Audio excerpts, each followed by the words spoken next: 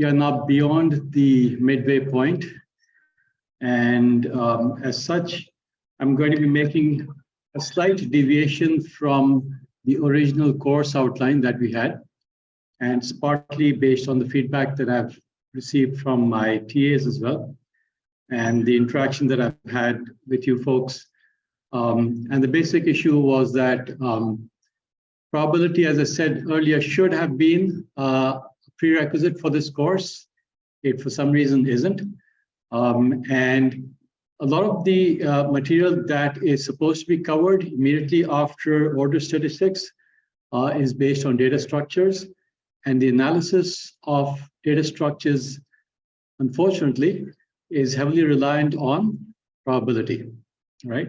So we're making a small deviation from the original course outline, and we're going to cover the same material, but in a different order. And the idea is that we've started, thanks to Bryce, who's volunteered to be conducting the recitations on a regular basis. So the idea is that Bryce will spend some time in the recitations covering material on probability. And so by the time we get to the material, which does rely heavily on probability, which is data structures and so on, you will have had some time to get a little bit more familiar with probability during the recitation sessions. And so what I'm going to be doing immediately after I complete the order statistics section, hopefully midway today, is we will be jumping towards the end of what is normally covered at the end of the course, towards the end of the course, which is on graphs, okay? But it's an extremely interesting area, and actually could spend a lot of time and has a lot of relevance as well. So, so I'm actually quite happy to cover graph algorithms. And the basic idea is that if you look at the kinds of algorithms that we've been covering so far, we've looked at a few paradigms, primarily the divide and conquer paradigm, okay? And there are two other paradigms that we need to spend some time on, at least two, and that is the set of algorithms which are referred to as greedy algorithms, as opposed to the set of algorithms which are referred to as dynamic programming algorithms, okay? And in order to be able to understand those two classes of algorithms, we will start off first with the set of greedy algorithms, and those are best represented by applications in graph theory, okay?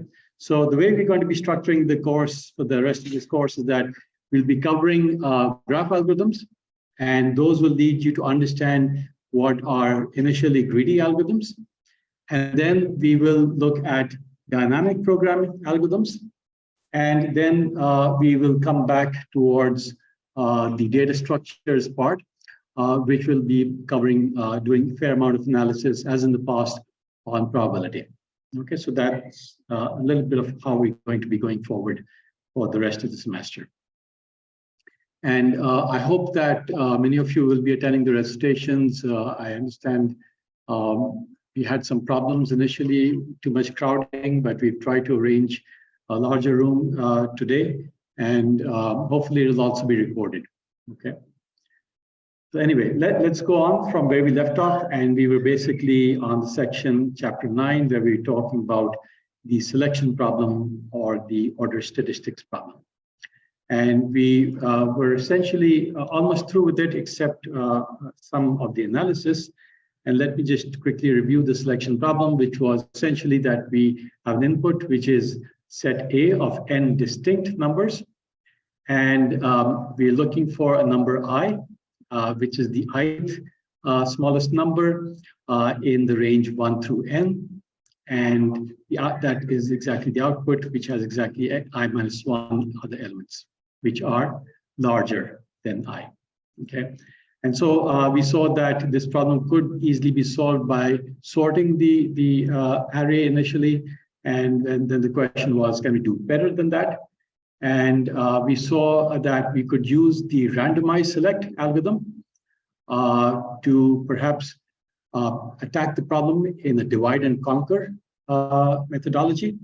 And so we saw a couple of examples of this towards the end of the last lecture. The first was where you had an array given by p is equal to 1 to r is equal to 5. So it has 5 elements, all right? And we're looking for the second order statistic, I is equal to 2, all right? And so jumping ahead, if I sort this initially just to understand where the second statistic will lie, so that is clearly 4, which is the second statistic. And so we expect that this particular randomized select algorithm should return the number 4, right? And so we went forward and we ran randomized partition, which again takes the same array, same limits P and R, and returns Q, which is the index of the pivot. And the pivot, remember, is randomly selected. So let's assume that the pivot is the number 6, okay? And if it's the number 6, in other words, the pivot index was 3, was selected. And so Q is going to be 3, which is the index of the pivot. And K is going to be the set of numbers less than equal to the pivot, including the pivot. Okay, so K is equal to 3 over here, as you can see. And then we apply the, depending on whether I is equal to K or I is less than K. Okay, in this case, I is less than K because I is equal to 2 and K is equal to 3. And so we will first call, we will only call one of these two recursive commands, and we will initially call randomize select on, since I is less than K, we will simply call it on the range P, Q minus 1 and I. And as a result of that, and we saw the results of this earlier. And if we had a different example where I is equal to 4, in other words, I is now greater than K, so randomized select would be called on a different range. Okay, so that's the key part of this algorithm, is to just making sure that you understand how randomized select is going to be called. It's only called on either the left side, the left subarray, or the right subarray, depending on which order statistic that you're looking for relative to the location of the pivot. Okay, and so if I is greater than 4, you're simply going to be calling randomized select on the right subarray, and now you're going to change the order statistic that you're looking for. So instead of now looking for the second order, you're going to be looking for the smallest number in this range. Okay, because I was equal to 4, you've already found the smallest 3 are in the left subarray, including the pivot, and so you're only left with I minus K, which is 1. So we're essentially looking for the number 7, which is the smallest number on the right subarray. Okay, so and as I said, the book does have an example of this, and I would urge you to make sure that you do follow this example. It's done slightly differently from the way I've shown you, but you should be able to follow this through. Okay. Now, we were at the stage of doing the average analysis. So it's a randomized problem. So clearly, we generally not going to do a worst case analysis whenever you have a randomized problem, and we generally do the expected analysis. And so we started off doing the expected analysis by, as usual, having an indicator random variable defined. So the indicator random variable was defined as follows. So let x of k be the indicator random variable, which is the event. It's defined on the event that the subarray A P through Q, which is essentially the left side of the subarray, of the original array, where Q is the pivot, has exactly k elements. Okay, so earlier we saw that k is equal to 3. So this is defined as indicator random variable that k is that you have exactly k elements in this subarray. Okay, and so we saw that the probability of that event happening is 1 upon n, because we're assuming that the random numbers are uniformly picked. Secondly, we saw that for indicator random variables, and I think hopefully we've gone through this several times, that the expected value of the indicator random variable is simply the probability of that event happening, and so it was shown, well, we figured that out last time. That is 1 upon n. And I think Kyle had some help in that. So now let's go forward. And I'm not going to go through a very formal proof of this because it is somewhat extended. It's a little tricky and, it takes a fair amount of time. And if you notice the way the third edition of CLRS has tackled this problem versus the fourth edition is a little different. Okay, so even the CLRS folks are trying to figure out what's the best way to solve this particular problem. It's a little tedious, so I'm not going to go through the entire process, but I will take you to a stage where you can, the critical components which need to be looked at are addressed, and then it's a matter of doing one of the substitution methods. Okay, so we're going to go as follows. We'll try to, of course, obtain an upper bound. Okay, so in order to obtain an upper bound, we will, of course, assume that we're going to be working with the larger version of the array. Okay, so the array could, the smaller array could be on the left, or and the ith statistic that you're looking for could be either in the smaller subarray, it could be in the large subarray. And if you're looking for the worst case, then you assume that the statistic is actually in the large subarray. Okay, so in that case, we should be able to see that having defined x sub k, and as you know from indicator random variables, that x sub k is going to be 1 for only one of the values of k. Okay, that's by definition of indicator random variables. And so you can define t of n to be less than or equal to, because we're going to take a maximum, and only one of these is going to be 1. The rest of them are going to be 0, and it's going to be a sum of all of these. Essentially means that we're going to look for one of these values of t, where you're taking a maximum of either the left or the right subarray. Okay, so that's to ensure that we're looking for the upper bound.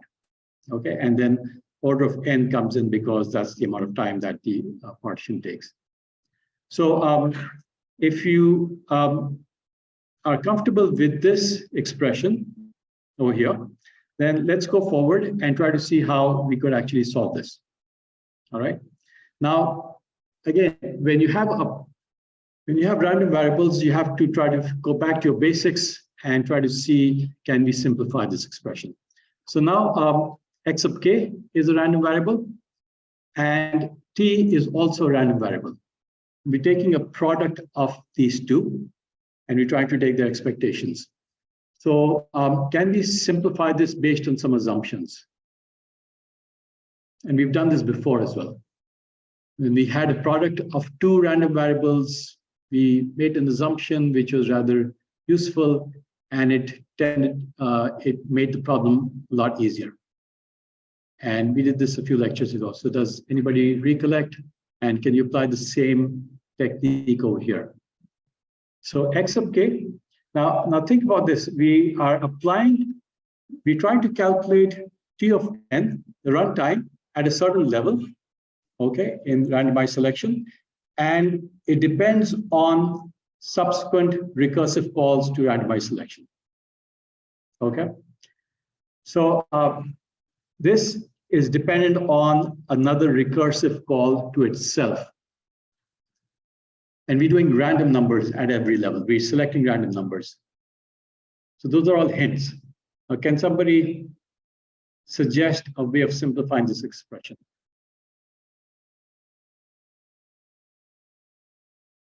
So, giving you a lot of hints, Yalova.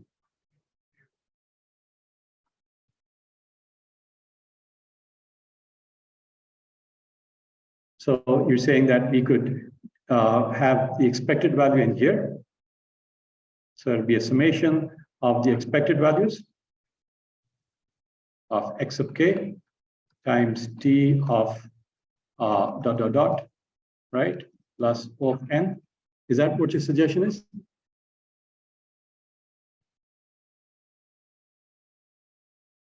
The linear term in the end. Okay, so O of n. Yeah, so that's not really a random variable. Okay, so you could simply take that out. So let's see how that helps us. So we've got plus O of n. So that's a good start.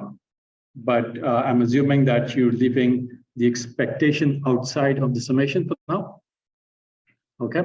So any further steps? So that's a good start. How else can we simplify this expression? Now, the first things that you should think about is whether expectations, is that a linear function or a non-linear function? We've seen this a few times already. And this is why I want you guys to spend more time on the recitations, figuring out random variables before we spend more time on probability questions. Okay, but we've done a few of these. So, so I'll just state it for you right now, is that expectations are linear functions. Okay, the way they're constructed, as opposed to the second moment or the expectation of x squared. Okay, and think about that. So expectations are linear functions. So one of the things that we can do is, first of all, this is an immediate solution, is that we can interchange the expectation with the summation. And we've done this before as well, right? So 2 steps forward. What would be the next step to simplify this expression? Okay, so we've got the summation outside, the expectations, but now the expectations are 2 random numbers. Okay, it's a product of 2 random numbers. Can we make some simplifying assumption which we can hopefully, try to explain away? It's not too hard. We've done this before. So when we have 2 random variables and you're looking at the expectation of the product of those 2, what is the first question that should come to mind? Remember probability of events, joint probability versus, sorry? Yeah. Independent. So that's a good question. If they were independent, then the problem would become a lot easier, right? So the question is, can we somehow justify that these 2 are independent? Can x of k, which is at one level of the recursion, and t of, and it's a recursive call, and you're essentially applying quick sort or similar algorithm to quick sort, randomized selection, and each time is going to select a pivot. So is the selection of the pivot, which is essentially the random portion, is a selection of a subsequent pivot related to the selection of the earlier pivot? Are those 2 independent, or is there some dependency between the selection of pivots between recursive calls? Do you think they're independent or they're dependent? Should subsequent calls, and each time you're calling, let's say, quick sort or randomized select, you're selecting a random number, and should those random numbers be independent of the previous call? Yeah, people are nodding, right? So you can see that. So every time you're calling a randomized select, you're selecting a random number, and that is going to decide what the pivot is, and that has no relationship with the earlier call, because each time you are selecting a pivot, that is independent of earlier selections. Every time you're generating a new random variable. Yes, Kyle.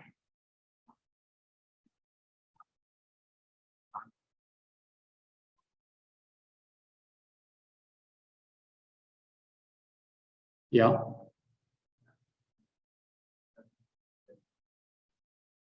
Okay, let's go back to, let's go back over here. Okay, I don't have all my slides, but no, this is not the right one. But let's think about this particular example.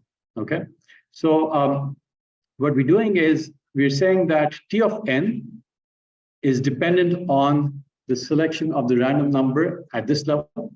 Okay, and now you're going to do another randomized select on a subportion of this array, if the number that you're looking for is on the left side. Okay, and then you're going to generate another random pivot. Okay, so is a pivot that has been selected at the lower level, is that correlated with the pivot that was originally selected.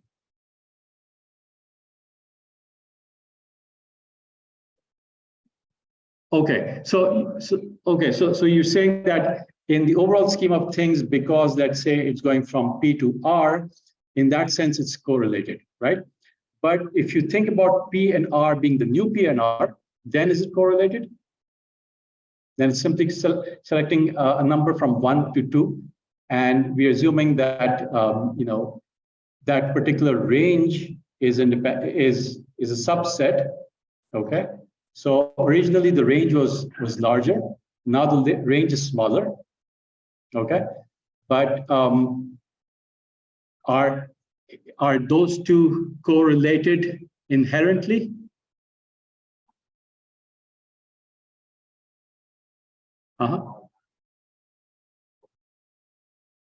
Yeah.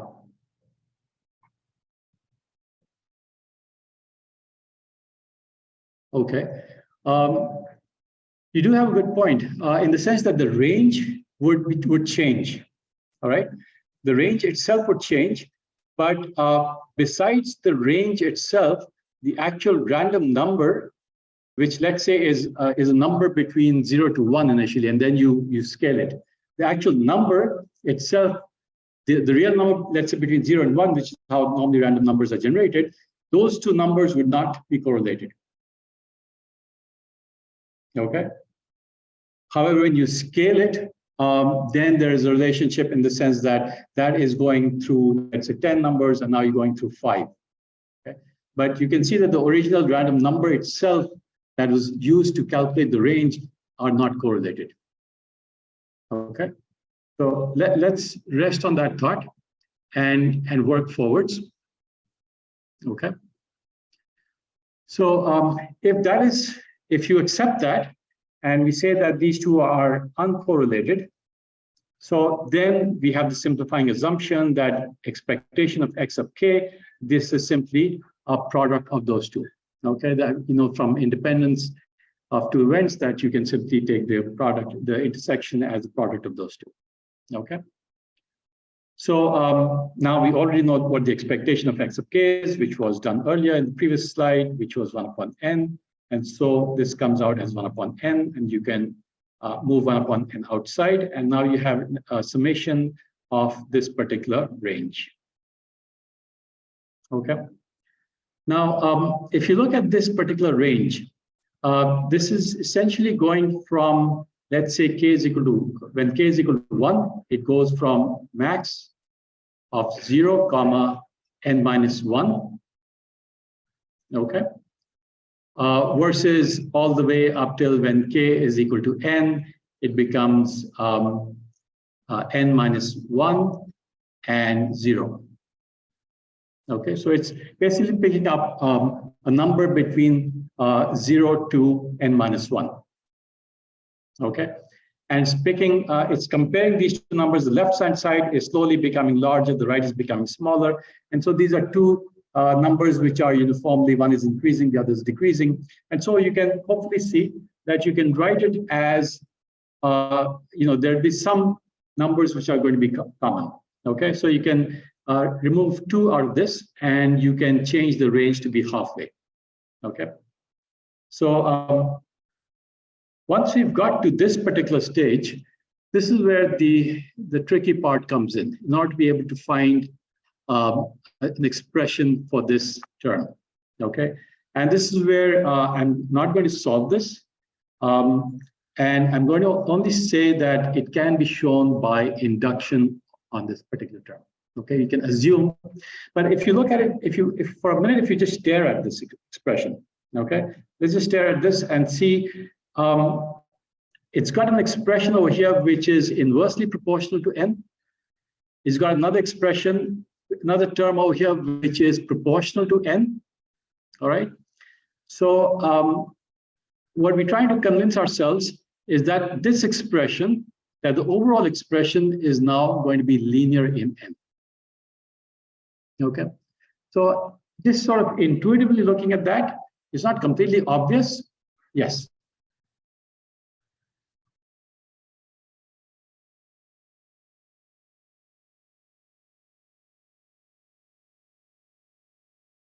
Yeah, so basically what I'm saying is that if you're looking at these numbers, basically we're saying we're going from k is equal to 1 till n, and we're picking the larger of two values. One of them is going down, the other one is going up, okay? And so one of them is, so you could essentially go midway and you could multiply it by 2, okay? So that's essentially what we've done. It's a trivial change over here, nothing too complicated. And we essentially only going through half it because the other half is exactly identical. And so essentially what we're trying to say is, can we hopefully agree that if this can be shown through a more sophisticated, a very detailed set of steps by induction, can we sort of see that that could actually be true?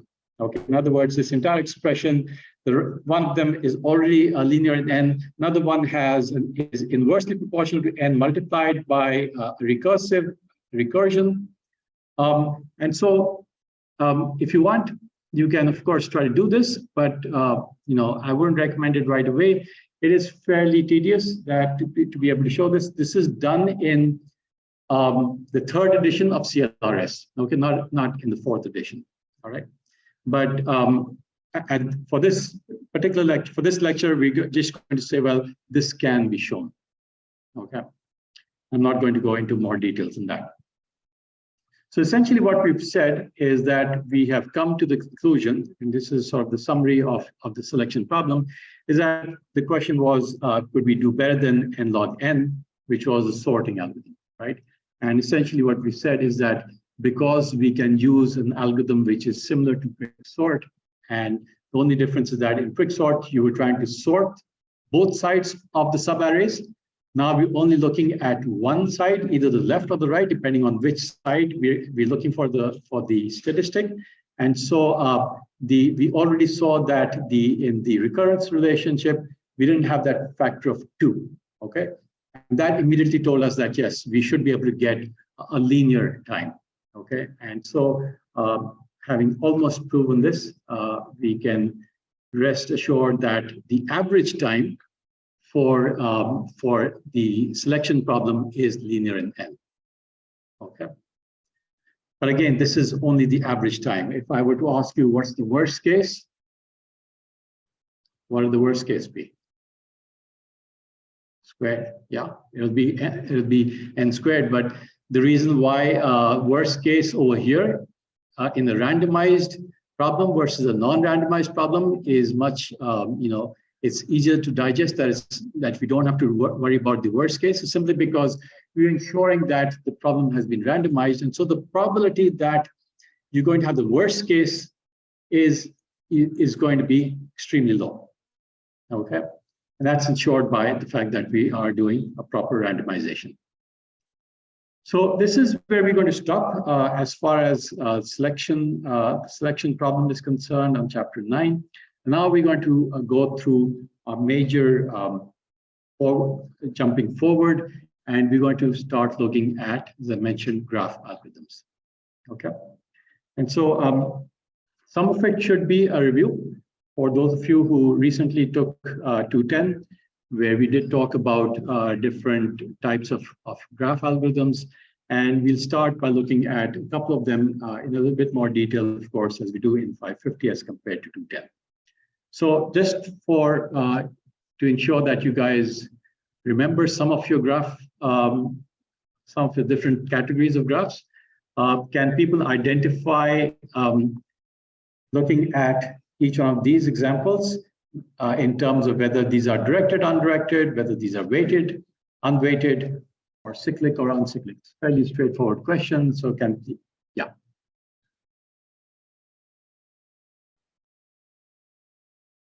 Yeah, cyclic or not non-cyclic?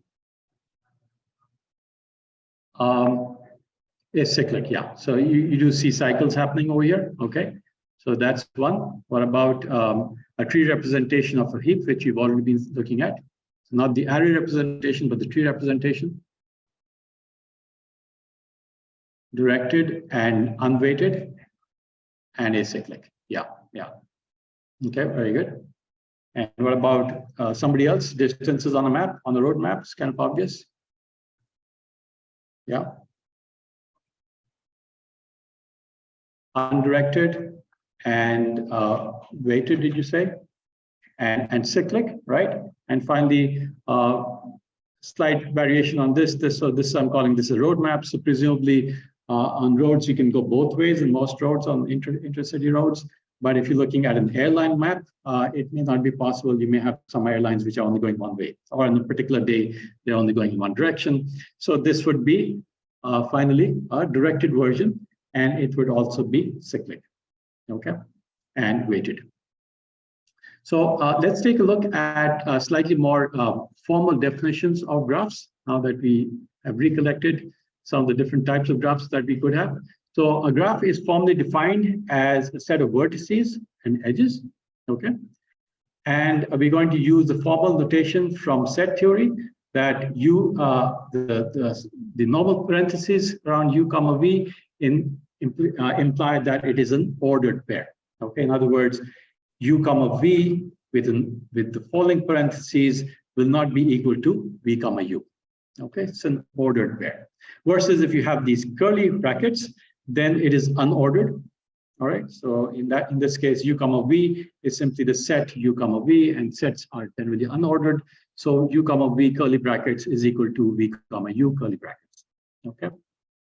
And so we could define our undirected versus directed graphs as follows, and weighted graphs as follows. So in an undirected graph, the edge u comma v is equal to v comma u, all right, because it's not ordered, and this will be true for all v. And you don't have any self loops. Okay, so if you think about an undirected graph, if you go back to one of these undirected graphs, it doesn't make sense to have a self loop over here. Okay, versus in a directed graph, you would define it to have self loops. Okay, can people see that? And can you imagine why that is the case? In a directed graph, why would you ever have a self loop? Can you give an example where you would have a self loop? Well, an airline coming back to itself, it's not a good example, but maybe some other examples where you would have a self loop in a directed graph. Some application of a directed graph where you would have a self loop. Yes. Automata, yeah. So in a state machine, you do have, you can come back to yourself. So if you have a discrete state time, all right. So you could say, well, in the next event, are you going to go to another state, or are you going to come back to yourself? Okay. So that would be an example of a directed graph. But in an undirected graph, we avoid that. Okay. We don't define an undirected graph as having self loops. Okay. And if you required self loops, then you would have to use a directed graph definition for that. And similarly, weights are simply associated with every edge, and you could define some function on the edges. So let's recall what is a dense versus a sparse graph.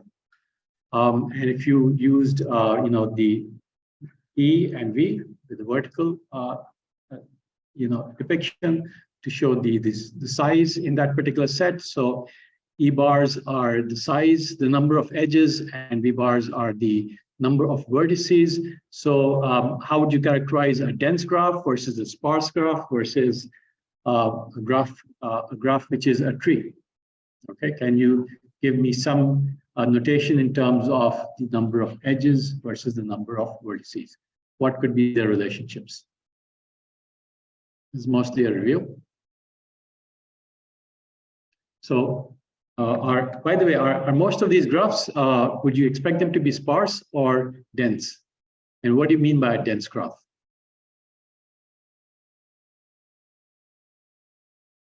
Any thoughts on what would you classify as a dense graph versus a sparse graph?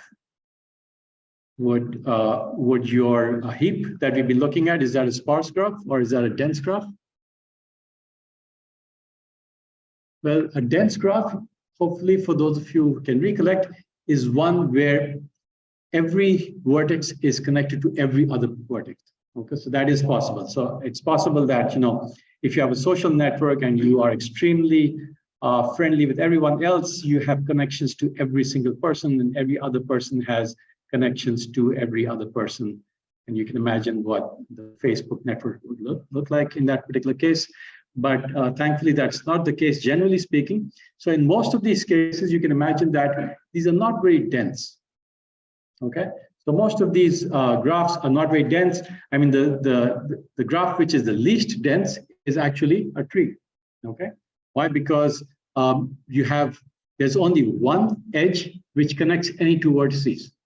Okay, you have no cycles at all. You can't have obviously 16 a node over here connecting to a node which is a descendant of that particular node. Okay, not an immediate child. So clearly, this is a very sparse tree. Okay. Similarly, most trees, most graphs that we see in real life are fairly sparse. There are very few graphs that we see which are extremely dense. In other words, all vertices connected to every other vertex. Okay. So, but what would be the range? So, what's the minimum number of edges that you can have in a very sparse tree? What's the minimum number? So let's assume that number of vertices is V. So what would be the minimum number of edges that you could have in an extremely sparse tree? Yes. V minus 1. So you could have a very sparse tree where the number of edges is equal to V minus 1. And that is exactly the case for a tree. Any tree, you have that case. Where you have extremely dense a tree, what would be the number of edges? Would be approximately, sorry.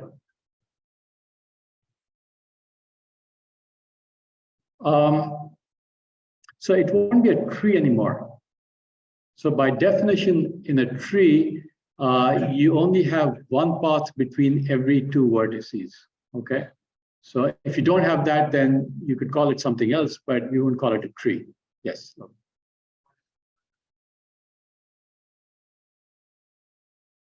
So a graph could be a tree, but you could have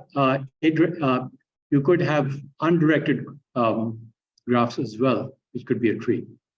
Okay, but generally, yes, you're right. So a tree would generally have a relationship between, let's say if you're looking at in terms of parents and children, so you would have a relationship between the parent and child. So you would have, acyclic as well as directed, okay, which is generally referred to as DAGs, directed acyclic graphs. Okay. So what would be when you have an extremely dense graphs, what would be the number of edges? What's the maximum? Yeah, so you essentially, but if you're talking about self loops, then it could actually be a little bit more, but roughly speaking, it's approximately V squared, okay? And so if you look at the order of complexity of the edges, essentially order of V squared, all right? And in sparse tree, the number of edges is much less than V squared, but of course, the lower limit is V, somewhere between V and V squared. Now you have adjacencies, of course, defined. So, two vertices are adjacent to each other if they have an immediate edge between them. So that's kind of obvious.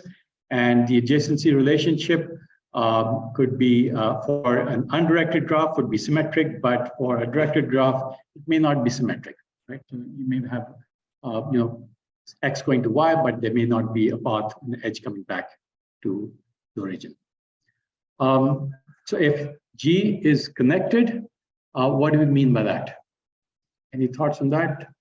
When we say a graph is connected, what are we implying? Whether it's directed or undirected, what are we implying? Yes.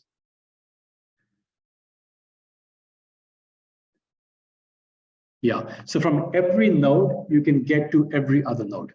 Okay, and that's what we mean by connected. When you talk about directed graph, it's a little tricky, and there you have a weak connectivity versus strong connectivity. Okay, but so worry about that right now. But essentially, there's a path between every pair of vertices. Okay. So this was sort of a revision of the appendix, which is B.5 mostly, and there are more details in there. So as you go through the graph sections, you may have to refer to those particular sections of the book. All right. Now, what could be possible ways of representing graphs? So if you want to actually implement graphs based on the data structures that we've already studied several times, what would be different ways that you could actually implement a graph? Which data structure comes to mind first? Yeah. Matrices or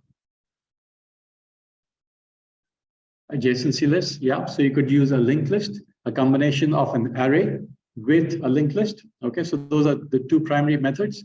There could be others, but those are the two primary ways of representing graphs. So you could have an adjacency list or an adjacency matrix. Okay. So if you look at an adjacency list, essentially you have an array. Okay. Essentially, if you have V vertices A through D, then you have an array which has a size equal to V. And for each one of these vertices, you have a list. Okay. And unless that particular vertex is totally isolated and not connected, it would have a list, a linked list, which specifies the edges. Okay. So you would have one list per vertex normally. And if you have, for example, A connected to B, if this is a directed example, B, D, and C, then you would have B, D, and C. Now, not in any particular order, as a linked list from the index of the first index. Okay.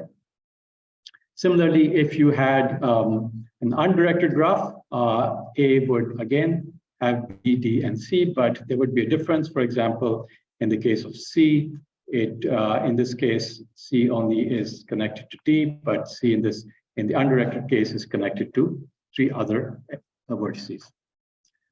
And if weighted, then you could actually store the weights in the adjacency list as well. So this adjacency list could actually have another field inside that particular node, you might say, that would actually have the weight. Okay. And so if you look at the adjacency matrix, it would have a size of V times V. Okay. And you would essentially give some arbitrary ordering or numbering of each one of the vertices. And so let's say we call A, B, C, D in that particular order, 1, 2, 3, 4. And so you would have a matrix 1, 2, 3, 4, a V by V matrix. And each one of those elements inside that matrix, that n by n matrix, would indicate whether there is an edge corresponding to going from 1 to 2 or 2 to 1, depending on whether it's directed or undirected. So in this case, you can see that A, for example, D doesn't have any edges simply because there are no edges going out from D. In this case, however, the matrix is essentially equal to its transpose. So it's completely symmetric for a undirected graph. Okay, the leading rows, this particular location is of course all zeros because you don't have any self loops. Okay, but it's completely symmetric. So what could be the possible pros and cons of the two methods? Let's think about the adjacency list. What would be the pros and cons as compared to somebody else? Don't want all the thinking to be going in from those two guys. Right? So need some more responses from everywhere else. What would be the pros and cons of the adjacency list versus a matrix? Yes. So yes, so if you can imagine that if you have V to be extremely large, then V squared is the size of the matrix. Okay, and if it's a very sparse matrix, then it doesn't make sense to have and the edges are essentially, for example, if it's a tree, then the number of edges is essentially equal to the number of vertices, okay? And so you don't want to have an n squared amount of space being taken up. Whereas in fact, you simply need to have a linear amount of space that would be used for the adjacency list. Okay, so that makes sense. So that's an advantage. What about a disadvantage? So yeah, sorry, go ahead.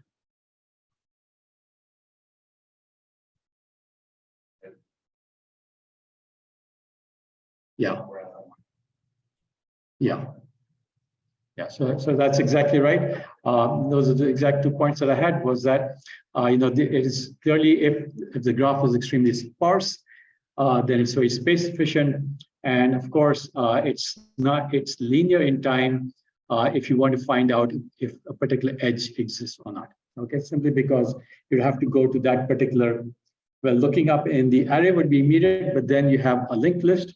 Okay, and that could potentially be as long as, if it's extremely dense, then you could have as long as the number of vertices. Okay, so in a linked list, as you remember, that you have to traverse the entire linked list to be able to figure out whether if you're searching for a particular element in the linked list. Okay, and so if you look at the space in a matrix, it's clearly theta of v squared, and the time to list all vertices, as we've already seen, okay? And so we've already seen that the time to list all vertices, that will also be theta of v. Okay, so if you just want to have, for some reason, if you want to list all the vertices adjacent to a particular vertex, then it could be as bad as linear in v, okay? But of course, there are some advantages. So if you want to determine whether an edge exists or not, then it's constant in time. And you can also store the weights. So if it's a weighted graph, then you could insert those bits which are specifying whether an edge exists or not. You could actually have a weight. Okay, so that particular number over there in the matrix could correspond to a weight. Okay, so now let's take a look at different graph searching algorithms. And in 210, we looked at different types of traversals. Can anybody remember what were the different types of traversals that you might have come across in a graph? What is the number? We looked at least 2, but maybe more than 2. What are the different traversals called? Yes, Lou? Yeah, those are the 2 which immediately come to mind. There were 2 other methods, 2 other traversals that we talked about. Somebody else, yeah. Gentleman in front of you. Yeah. Did you have your hand up?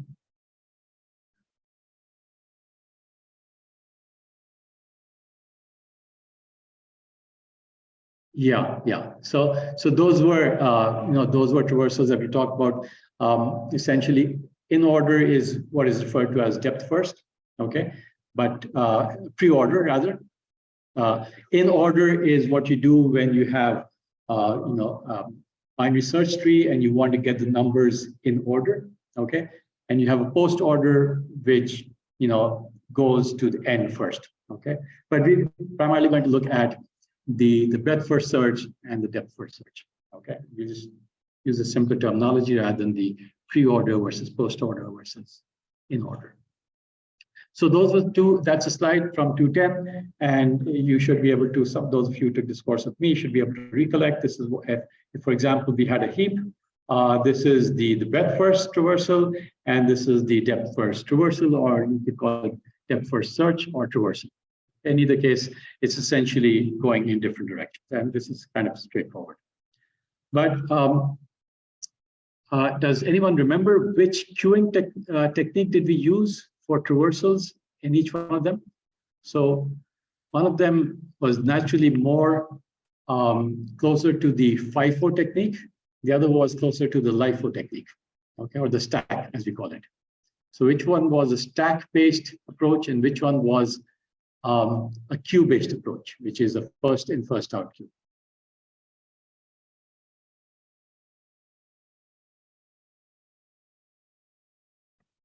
Tricky question, no? So just look at it and see if you can recollect that. Which one seems to be more of a recursive problem, and which one seems to be more of a queuing problem. So let's say we started off over here, okay, and now we're going down, okay, and we're saying, well, we go through this. So what does this remind you of? Is this more of a queue or a stack? Yes.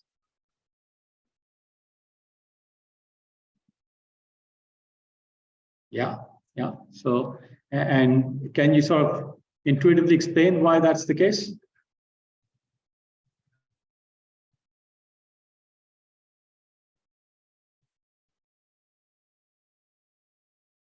Yeah.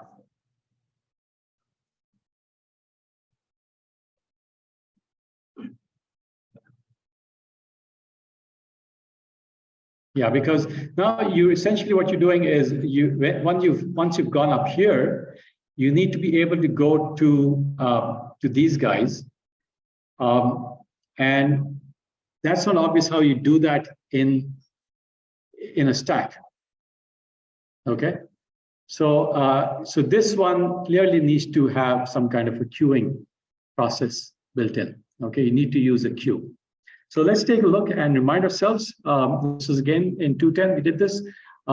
If you want to use a FIFO queue, so what you could do is you start off at, let's say, 52, okay? And you process that, and you add both its children inside the queue. So 23 and 45 would be added inside the queue, which we're calling a fringe. It's also called a frontier, okay? And then we process 23. Okay, and when we're processing 23, we're going to add its children inside the queue in a FIFO tech manner. Okay, so two of its children are 9 and 15. They would go at the end of the queue.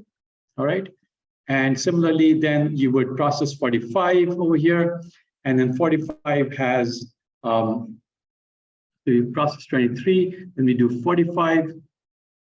Okay, and we add its two children, which are 39 and 32, and they go to the end of the queue, all right? And then we process number 9, okay? We add its children, 8 and 1 to the end of the queue, all right? 8 is at the end, and then we process, we've done with 9, then we have to process the next chap on the queue, okay? So the next element is 15. And so we go over here. After 9, we go to 15, and we add its children. So I haven't shown the rest of it, but you get the picture. Okay. So you can't do the breadth first reversal without having a queue. Okay. You just can't do it otherwise. So now let's take a look at a detailed example of how you'd actually implement this. Okay. So here's an algorithm which is called BFS, and it takes a graph and a source node. So clearly you need to start with the source node.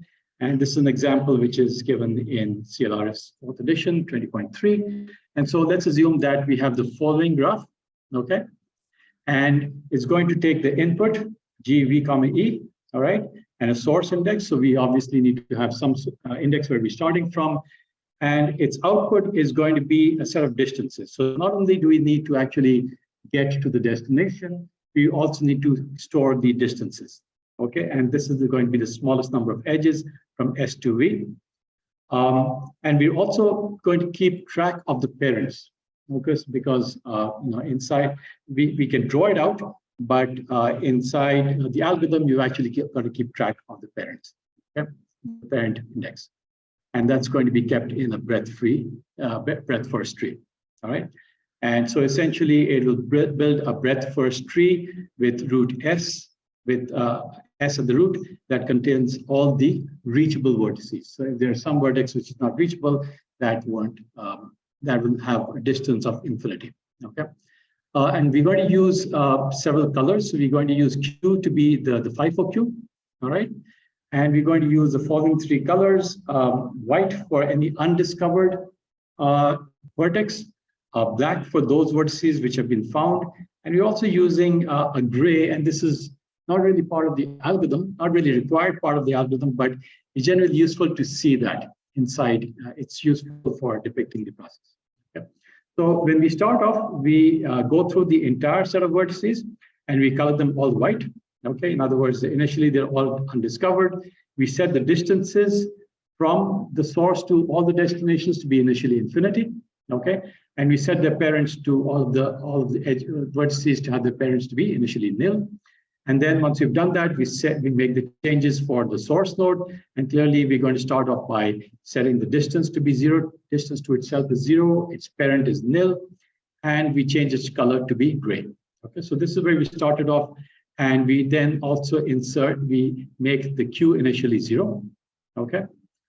And then before we complete this process, let's go forward and take a look at the rest of so this was the first part, 1 through 8, and the rest of the algorithm is shown over here, 9 through 18. Okay, so initially this was simply the initialization stage. Okay, once we've done the initialization, we're now going to go through the a while loop. Okay, and this is going to go through the NQ process. So if you remember, in a queue, we had NQs and DQs. Okay, as opposed to in a stack, we had push and pops. Okay, so NQ, DQ, push versus pop. All right. So in NQ, you're clearly putting in an element inside a FIFO queue, and you put it at the end. And when you're DQing, you are taking it off from the front at the head of the queue. Okay. So initially, we start off and say, well, we're going to insert U into the queue. Okay. And we will NQS. That's the first thing that we're going to do. Okay. So this is actually over here. I missed that step over here, number 9, which was inserting S into the queue.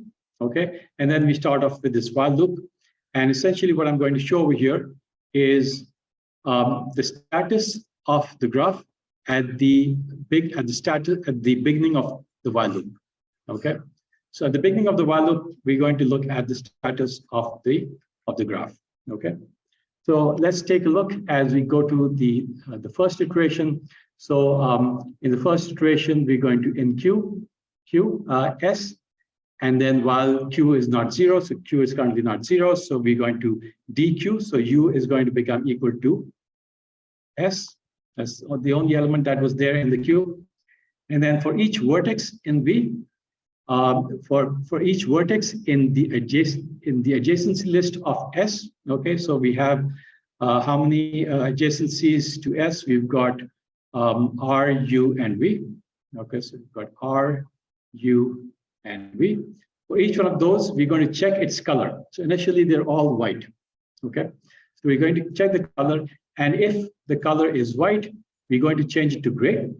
Okay, so that's what we've done over here. We've changed the color to gray. And we're going to add 1 to its distance based on its parent's distance. Okay, so the initial distance of S was 0.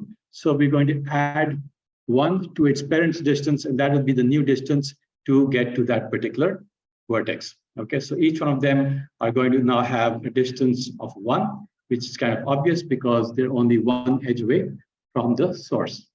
Okay, and we're going to set their parent to be equal to the parent. Okay, so in this particular case, you can see that all of these, the Q is now S has been DQ'd from the queue, and we've got 3 additional elements inside the queue, 3 additional vertices, each one of them having a distance of 1. Okay, and the parent is not shown, but the parent is sort of depicted in the figure itself. Okay, and the following notation is being used. So the vertex which has been DQ'd is showed as with the following notation. The color is black. Okay, so that's already been, and this was the last step, by the way. So we changed the color of S to be black. Okay, and that's shown over here. And these are the edges. So we're using the following notation to show the edge which was added in the last while loop. Okay, and the actual tree which is being constructed is also shown using the blue edge. Okay, so essentially what we've done is in this particular loop, we have added the 3 vertices. We have shown that the parent has been dequeued, and these are the new edges that have just been added in the last loop. Okay, so hopefully if everybody is following that, we can now go through the entire algorithm, and let's take a look as you go forward. All right, so here is the next few steps. So in the next step, what we're doing is we're going to go again through the loop. We're going to look at, for example, the first element, the first vertex in the queue. So we're going to we look at R. Okay, we dequeue R. So now U is equal to R. All right, R has been dequeued. And next, what we're going to do is we're going to look at its adjacency list, and we see that you have T and W as the adjacencies of R. So we're going to add T and W. R is gone, so you have U and V from the original list, and you have T and W, and those have been added. And we're going to make their distance equal to 1 plus the parent's distance. So the distance of R was 1. And so we've added 1. So these are now 2 and 2. Okay, that's depicted over here. All right. And similarly, we're going to just go through the whole series of steps. We're next going to dequeue U. Okay, so we left with VT and W, and VT and W. And now we're going to process V. And V has no edges in its adjacency list, so we're simply going to cross out V, and now we're left with T, W, and Y. And we process T initially, so let's go on to the next page. We're going to process T initially, and T has no further edges, no further vertices, which have the color white. Okay. And so we're going to look at 2. We're simply going to process T. We're left with W and Y. Okay. So this was in the original list. Sorry, W and Y over here. So we have W and Y. Okay. And similarly, we're going to process W, and we're going to add its adjacent nodes, X and Z. And you can slowly see that eventually we're going to get to a stage where the queue becomes null. Okay. So any thoughts on this? Any part of it which was perhaps confusing? If you take a look at the actual algorithm, was there any part of the algorithm which was perhaps not clear, starting from the initial part, which was doing the initialization, okay? And then you had the while loop, which was essentially going through the queue and making sure that the vertices are added based on the first in, first out methodology of the queue. Okay. So if this is good, we can actually go and try to see the analysis. Okay. So in terms of, if you think about this intuitively, what do you think is the complexity of this algorithm?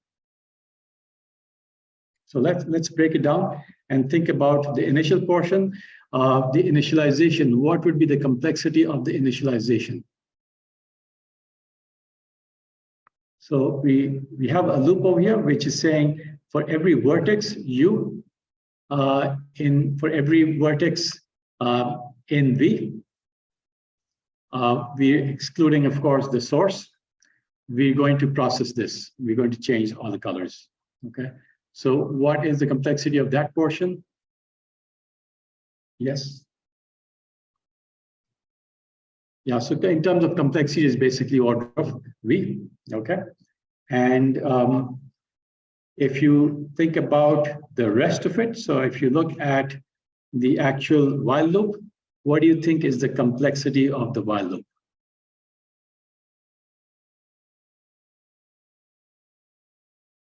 What do you think is the complexity of the while loop? So let's just forget about the NQ portion right now. What about the rest of it? Okay, so initially we're just doing a DQ. So some of these DQ operations, is a DQ and NQ, by the way, are those linear or constant time operations? Does anybody recollect their data structures? And how would you be implementing? So this sort of, again, bit of a revision. How would you want to implement a queue? How would you implement a queue? Would you, there are different options, right? Logan? You could use a linked list, yeah. You could use an array list as well. It would still be pretty much constant, right? So in a queue, the timings are pretty much constant. And so these operations would be constant time, okay? And then we're doing another for loop, okay, which is dependent on the number of adjacencies, the size of adjacencies for any particular vertex. So what would be the complexity of that? Complexity of the number of adjacencies is going to be, I mean, the whole algorithm seems relatively easy, right? I mean, you don't see, does anybody see a complexity in terms of order of n squared? And actually we have two variables. If you think about this algorithm, in any graph algorithm, you actually don't have just a single variable n, you actually have n and m. Okay, so it depends on two variables and they're somewhat related. It's the number of vertices and the number of edges. But the number of vertices could be considered as n, but the number of edges would actually vary anywhere from n to n squared. Okay, so whenever you're thinking about the complexity of a graph algorithm, you've got to always express it in the two variables, which are somewhat independent. Okay, somewhat dependent as well. You have certain ranges, but they could be independent depending on the whether it's a sparse graph or if it's a dense graph, right?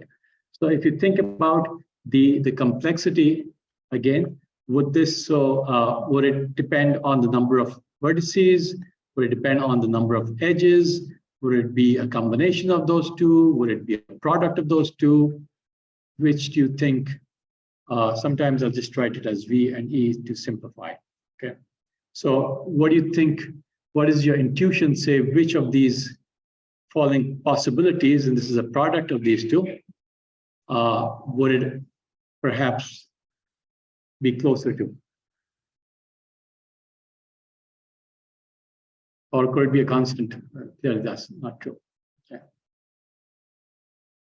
So it depends on the number of adjacencies. Okay, does that give you a hint? Because you're looking at, and the number of adjacencies could be how many? So if you have it, yes.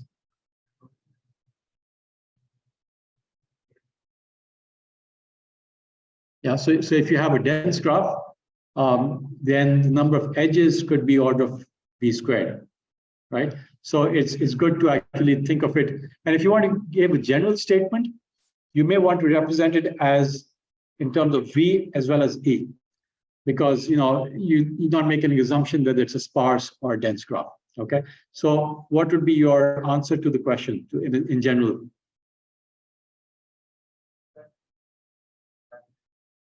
No. So I want a general statement. So let's assume that it has E edges and has V vertices, right? So give it in terms of V and E rather than saying, well, if it's dense, and well, what happens if it's sparse? So can you give a general solution both in terms of E and V?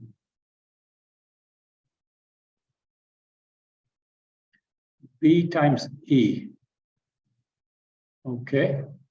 Any other intuitive answers? If you just look at this algorithm and take a look at the example that I think we looked at over here. So think about the number of iterations that we going through, right? And essentially we're looking at every vertex and we're adding its adjacent vertices, okay? And then we're looking at the edges of those, okay? And we're adding them up, all right? And we sort of continue to repeat this whole process. So if you said if it's dependent on V times E, okay? And E could be as big as V squared. So what you're saying, it could be as complex as V cube. Yeah, now you don't think so, right? So you want to change your mind. Maybe it's not that complex, all right? So anybody want to give it a shot? Yes. V plus E, okay. That seems closer to what one would expect, right? Because you have to go through all the vertices, right? So that's where the V will come in. And for every vertex, you also have to work with all of its edges, okay? And for a dense graph, the number of edges could be a lot. It could be as high as V squared, okay? And that's where the edges come in, okay? So can I get your name again, sorry? Yeah. Annie? Andy. So Andy's suggestion is that it should be V plus E, all right? And we had an earlier suggestion from Yuvraj, which was V times Z, but I think you've taken it back, right? So anybody else?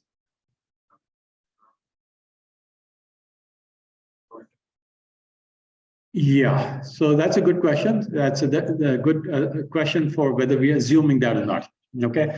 So let's assume for this particular part that we're assuming that it is connected.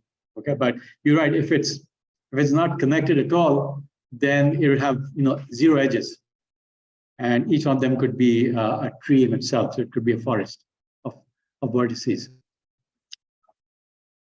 So it's bounded by E, right? So essentially, what you're saying is that you can think of it as bounded by E, and you can even simplify this instead of saying V plus E, because we already know that E has a lower bound of V. Okay, so by saying that it's the complexity is simply order of E, sort of summarizes it. Okay, but if you want to be if you want to keep it separate, you might say that it's V plus E.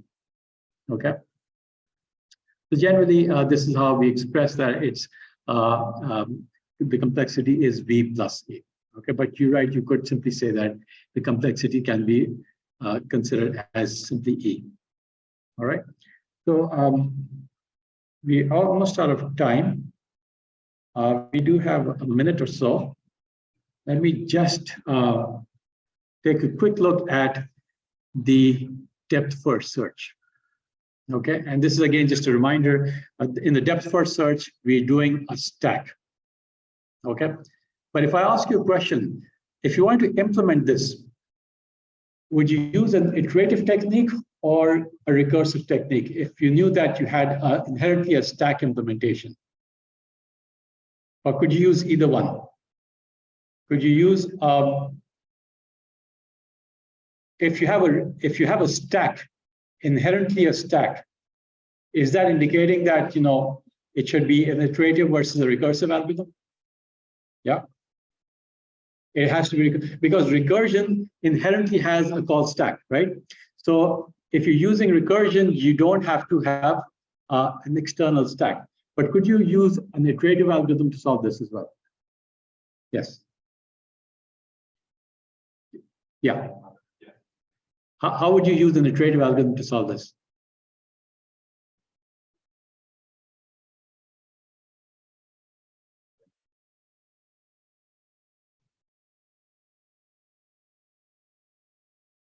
Yeah, so essentially you're using an array, an external data structure to create a stack, because iteration by itself doesn't have a stack. So you could use an external stack, okay, to implement the stack. And so you could use either recursive or an iterative. But what we look at in the next lecture is an iterative technique.